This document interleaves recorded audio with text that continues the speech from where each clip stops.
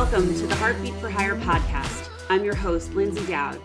My goal is to help train leaders and sales organizations how to manage and deliver results with empathy, compassion, and kindness. Let's get started.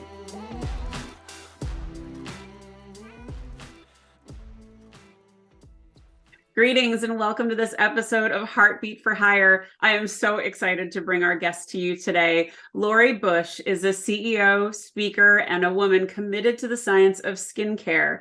In 2007, Bush partnered with the founders of Rodan Fields to lead the company's pivot out of department stores and into the direct selling channel. As CEO, Lori took the company from restage to the largest independent premium skincare brand in the U.S. At the time of her retirement in 2016, the company was valued at $1.5 billion, with continuing high double-digit year-over-year revenue growth. In May of 2020, Lori launched Solvasa, so she came out of retirement, we'll talk about that, a new company and a new category in wellness she calls Integrative Beauty. The company, co-founded with leading Beverly Hills plastic surgeon Dr. Ritu Chopra, was inspired by her post-retirement experience with breast cancer and based on recognition of macro trends with unmet needs in the area of beauty and well-being. Bush is frequently asked to share her professional knowledge as a speaker and writer in the areas of beauty, wellness, women's leadership, and consumer commerce. She's the co-author of the best-selling beauty and wellness book, Write Your Skin a Prescription for Change. Lori, welcome. Hi, Lyndsay. Thanks for having me. It's my pleasure. So happy you're here. So I know a little bit about your story, and I gave a lot on the bio, and guys, I had to totally condense it. There's so much more to say, but would you tell a little bit of your story in your words? Sure. So I've had a very privileged career, and in 2006, my husband and I actually made a pact that by 2016, we were going to retire with my dream of living in a home on a vineyard in California wine country and potentially having a family business in the area.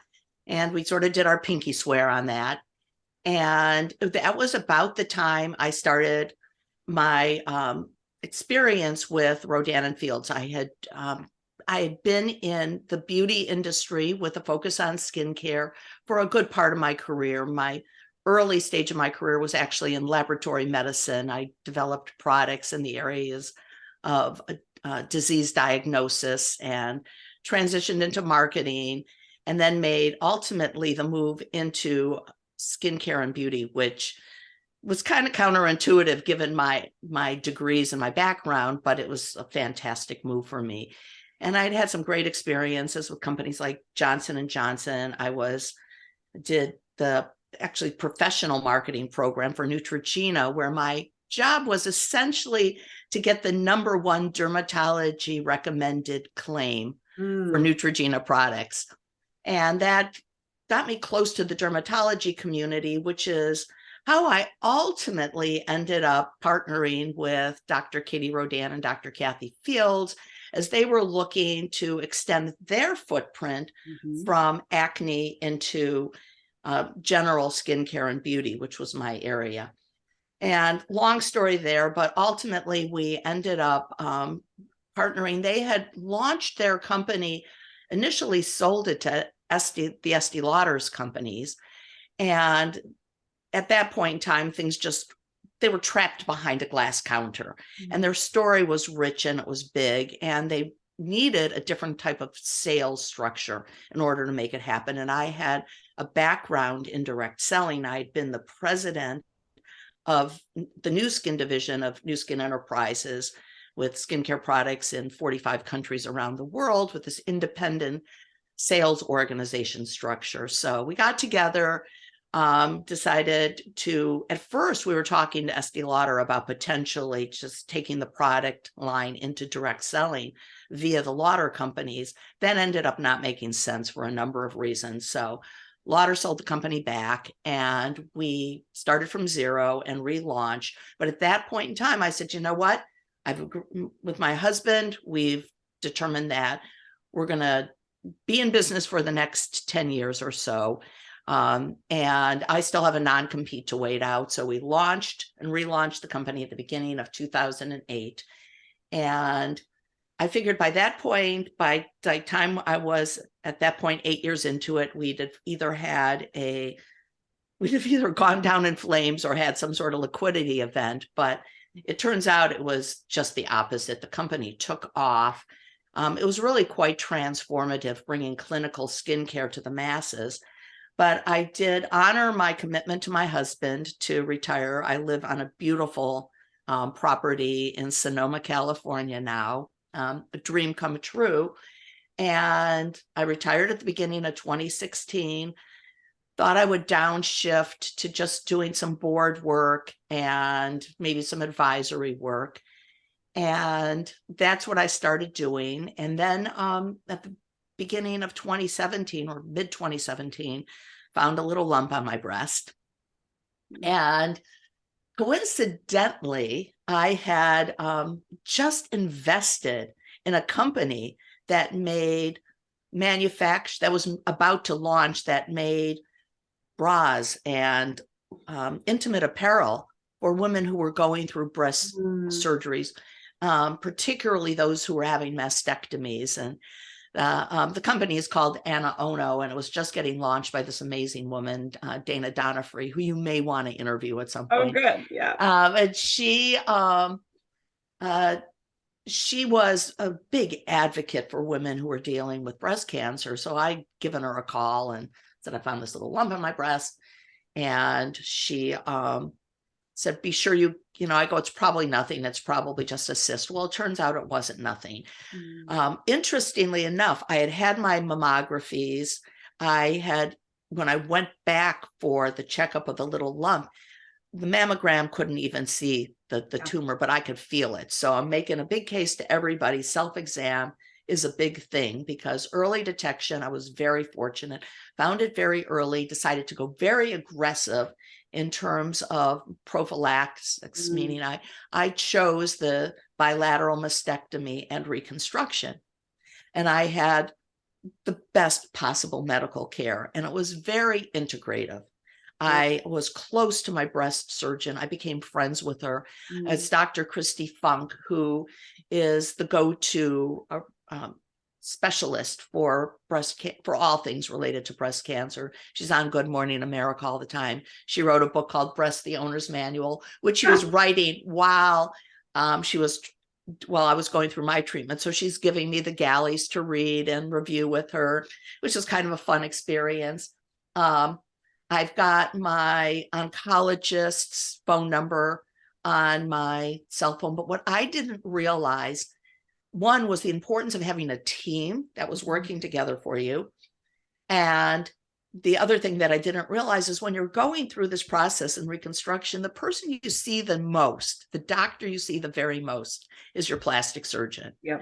You get very close to your plastic surgeon. And I had an amazing plastic surgeon, Dr. Ritu Chopra, who is rated on many lists as the #1 plastic surgeon in Beverly Hills. An amazing individual. He made house calls for me. It was just, and so as I'm going through week after week of these visits, we start talking about the beauty industry and the skincare industry. And he says to me one day, I've been thinking about a product line, had some ideas. Would you mind taking a look at what I'm thinking? And I had to say to him, can I put my clothes on first? For him, it was a day at the office with me sitting there with my ugly breasts at that point exposed that were just healing from these surgeries.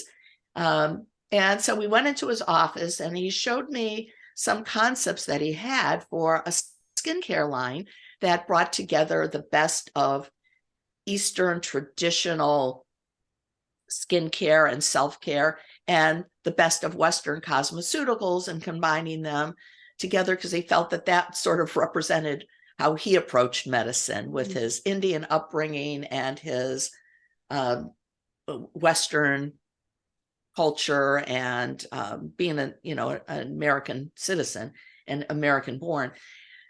So anyway, I look at the line, and what I said to him is, it's all interesting. It sounds lovely, but the world does not need another skincare line. Mm-mm. Everybody and their dog seems to want to launch a skincare line, and there's not really a specific need for what you are bringing to market. But if you take what you're doing and think of it a little bit deeper and further, and based on my learning going through this breast cancer experience, one, having the integrative approach with the doctors working as a team for me, but also realizing that my biggest concern when I was being treated and being put on the drugs that I continue to be on is that they were going to plummet me into old age, where I'd spent most of my career in what we called anti-aging skincare. Now, anti-aging is a word nobody wants to use anymore. No. And so I said, if I was going to do something, if I were you, I would look at it more holistically. I used to think that things like meditation and mindfulness were for people who had nothing better to do with their time.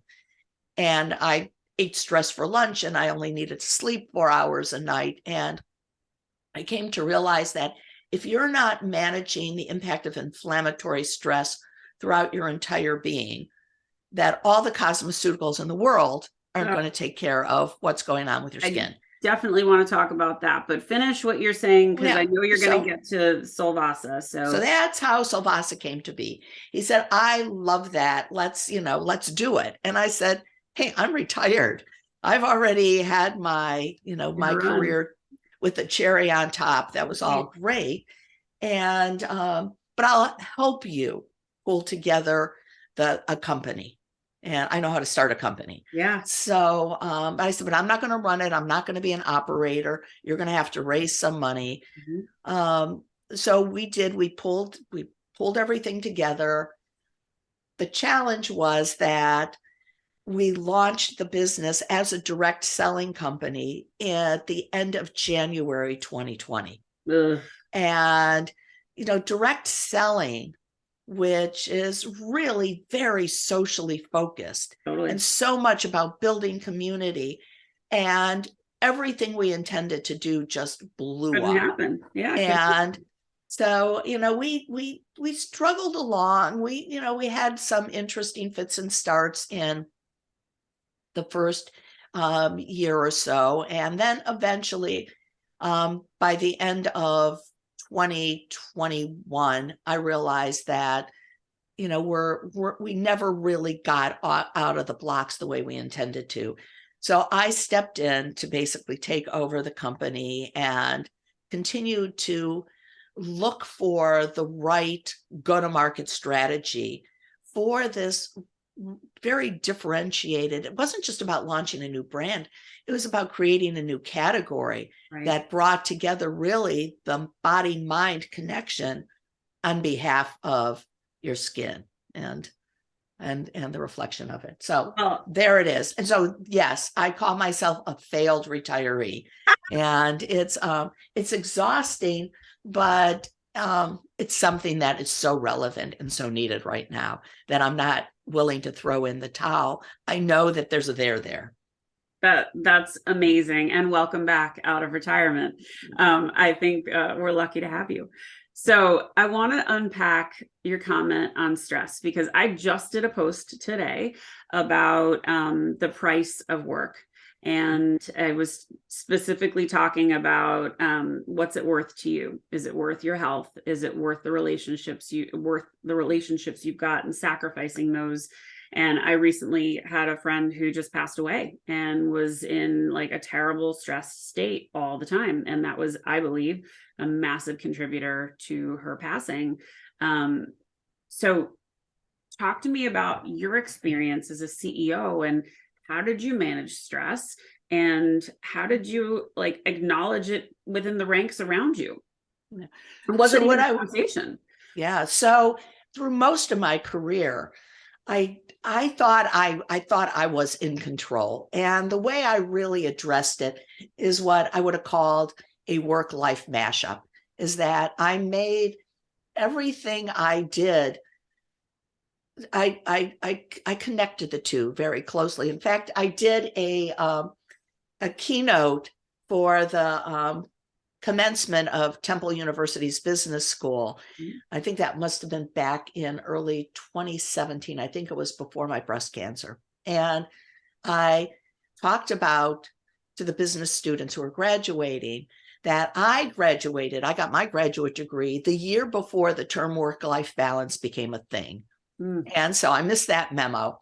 And what I found is that I found a lot of joy in my career because I brought my family into whatever I was doing. And I took from the observations of life and built them back into some of the problems I was trying to solve for work. So at this commencement, the theme was what do Stinky Basset Hounds, World of Warcraft, and A Date Gone Wrong all have in common?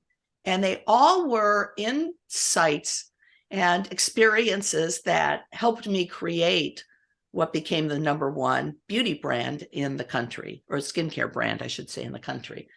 And it was just finding answers and solutions. So that's how I felt like I was managing the stress. What did they have in common? Because I'm still stuck on the Stinky Basset Hound. So the Stinky Basset Hound was, just a real quick story. I was given, I used to consider myself the master of dog projects. I would take on things at my companies that nobody else wanted to touch. And I was given the assignment when I first started at Neutrogena to save a trademark. It was Neutrogena veterinary formula.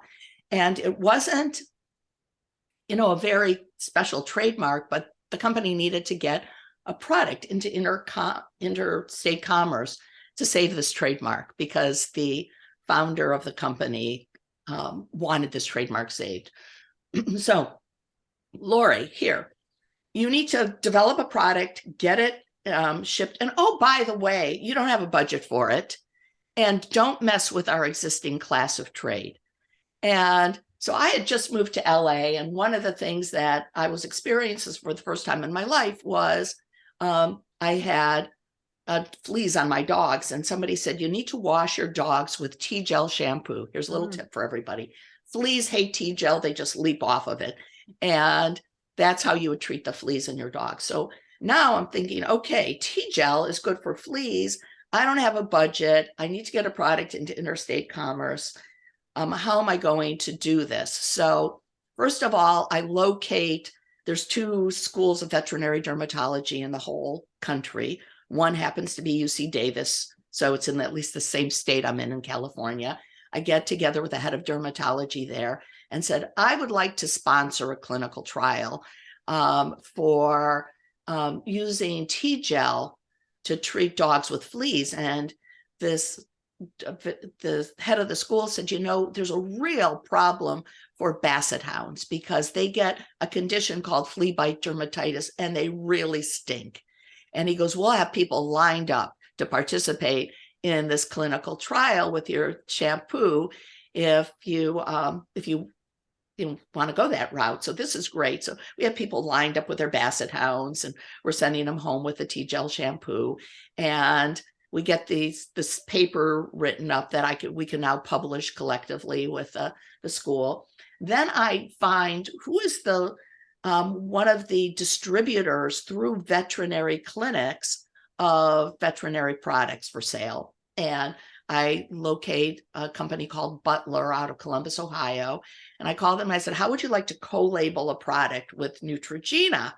And they said, that would be fantastic. So we created Neutrogena veterinary formula by Butler. And when we were doing a run of tea gel, I just switch out the bottles and the labels, got the product going. We marketed it through veterinarians. It was one of the most fun projects I've ever worked on. But the moral of the story is, it was an amazing exercise in bootstrapping and how to create a true brand value proposition without a lot of money. So now we're launching Rodan Fields. It's founder funded, where I'm looking for a way to transition Katie Rodan and Kathy Fields equity from being the acne chicks to being more of your go-to bedside dermatologist, basically. Well, we need a book. And so it was kind of that experience and how I created took the assets we had and found a very cost-effective way to leverage them and build a brand or build equity. So that was part of it. I mean, great stories, Lori. I love those. So obviously, being at the helm of a company of that size, and also with Nu Skin, and also with J&J and Neutrogena, I mean, you had to lead some people, and I know you're also on the San Francisco Bay Alliance of CEOs. So what are some of the leadership observations you had then, and maybe some you could share now, like what are CEOs struggling with? And if those are too many questions, I'll come back to it. So start with that. So one, the leading a lot of people. And I mean, that's truly what leadership is about. It's people want to follow you. That's right. And so culture is everything. Culture is absolutely everything. And it's actually one of the reasons I fell in love with direct selling. When I transitioned from Johnson & Johnson to Nu Skin, some people were saying this is career suicide. What are you thinking? People think of direct selling. They think of, pyramid schemes and all this craziness. And I will admit, for the first year I was at Nu Skin, and people asked me what I did, I'd say I'm in the beauty industry. And I used to work for Johnson & Johnson. I couldn't bring myself to say I was, but that changed quickly when I realized the amazing part of the direct selling business is that people are at the epicenter of all of the decisions you make. And you would like to think that's the case in consumer products in general. But when you think about it, when you're in more traditional consumer packaged goods, you think of your customers as the trade, as Walmart or Costco or Walgreens. And you think of the people who are actually using your products as your consumers. They're statistics in a way. You're looking at numbers. And you think of your organization as product managers or brand managers. And now in direct selling, you're kind of compressing a lot of things where your customers are also your salespeople, and they are your consumers as well in many cases. And as they're going to walk into your office and literally walk into your office and smack you in the side of the head if you don't get it. And so you've got this business where you are starting with the mindset of the people and the heart of the sales organization, which is why I love the name of your podcast, because it fits direct selling to a T. Well, and so hit on something so important, Lori, and especially in sales, this is a message I try so loudly to scream to sales leaders, and that's where I came from. So sales has it the worst. We've got the deadlines, the quotas, the pressure. It's cutthroat, it's hard, and you get into it for the money because that's where it's at. But if you don't take care of your people, and if you don't make them feel valued, they're going to burn out. And your top performers are going to leave, and you're going to be left trying to run a mediocre team like they were top performers, and it's only going to backfire. So I love that you recognize that. And I think you're right with the direct sales model. It's all about heart. It's all about heartstrings. It's all about appealing to people where they are. Yeah. So. And then from a company perspective, the way you service your sales organization is so critical. And you're oftentimes dealing with sales support, customer service, if you will. It's a cube farm. And talk about burnout and turnover. The people who are on the front line, who are basically your ear to the ground and who are the interface with your sales organization and your customers, they are at huge risk of burnout. It's a terrible place. So you really need to start with the hearts of those individuals. And that's, I think, the thing I'm the most proud of at Rodan Fields is that we created a culture and an organization where everybody felt empowered and where everybody felt connected, and we worked our asses off and we danced. It was, and the thing that I would be struggling with today, I don't know if I could do what we did in today's environment, if we can't get back to having a place where everybody shows up. This, I think, has got to be one of the biggest challenges in business today, is creating a culture when so many people are sitting behind a Zoom screen. Yeah, that's a really important point. And I think leaders shouldn't be so quick to use it as a crutch and say it's just hard.